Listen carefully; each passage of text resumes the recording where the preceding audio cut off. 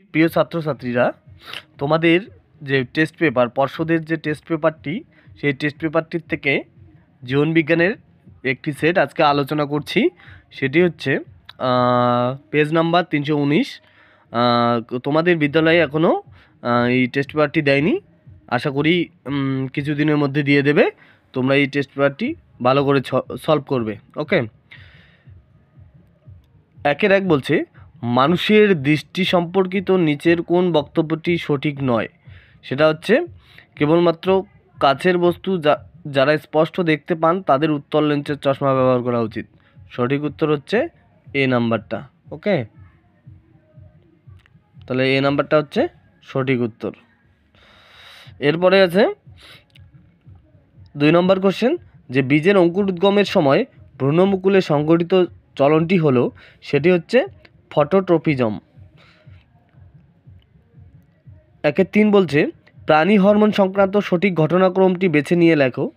প্রাণী হরমোন সংক্রান্ত যেটা সঠিক সেটা হচ্ছে বিটা কোষ, তারপরে ইনসুলিন, তারপরে গ্লুকোজ উৎপাদন। ওকে, 1-4 নম্বর কোশ্চেন বলছে, পরপর কতবার মাইটোসিস বিভাজন ঘটলে তোমার হাতের কাটা জায়গায় একটি কোষ থেকে 256টি অপত্য কোষ তৈরি হবে? এটা হচ্ছে 8বার। 8বার যদি কোষ বিভাজন ঘটে, মাইটোসিস কোষ বিভাজন, তাহলে একটি কোষ থেকে 256টি অপত্য কোষ সৃষ্টি হবে। 1-5 নম্বর কোশ্চেন বলছে যে ফার্নের অযৌন দশার এককোষী গঠনটি হলো। ফার্নের অযৌন দশার এককোষী গঠন হচ্ছে, সেটা হচ্ছে রেণু। সঠিক উত্তর রেণু। 1-6 নম্বর বলছে, একটি বিভাজনশীল কোষের অ্যানাফেজ দশায় তুমি নিম্নলিখিত কোন ঘটনাটি ঘটতে দেখবে? সেটা হচ্ছে ভি আকৃতির ক্রোমোজোম দেখব, সেন্ট্রোমিয়ার বিভাজন দেখব, ইন্টারজোনাল তন্তু দেখব। মানে সবকটি হচ্ছে সঠিক অ্যান্সার।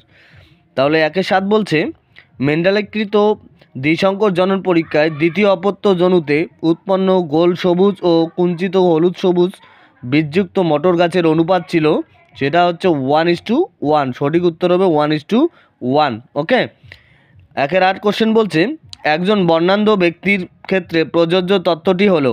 একজন বর্ণান্ধ ব্যক্তির ক্ষেত্রে প্রযোজ্য তত্ত্ব কোনটা? সেটা হচ্ছে ট্রাফিক সিগন্যাল চিনতে না পারা। 1-9 কোশ্চেন বলছে, capital T capital R small r জিনোটাইপযুক্ত মোটর গাছ থেকে কয় প্রকার গ্যামেট উৎপাদন সম্ভব? সেটা হচ্ছে এটার থেকে 2 প্রকার গ্যামেট উৎপাদন সম্ভব। এরপরে আমরা পরেরটা আলোচনা করব। এরপরে দেখো বলছে, নিচের কোনটি সমসমস্ত অঙ্গের বৈশিষ্ট্য নয়? নিচের কোনটি সমসমস্ত অঙ্গের বৈশিষ্ট্য নয়? সেটা হচ্ছে তোমার ঘ নম্বর, অভ্যন্তরীণ গঠন আলাদা। এদের গঠন আলাদা নয়। এটা হচ্ছে 1-11 বলছে, সুন্দরী গাছের অতিরিক্ত লবণ সহনের সহায়তা করে না। সেটা হচ্ছে ঠেসমূল।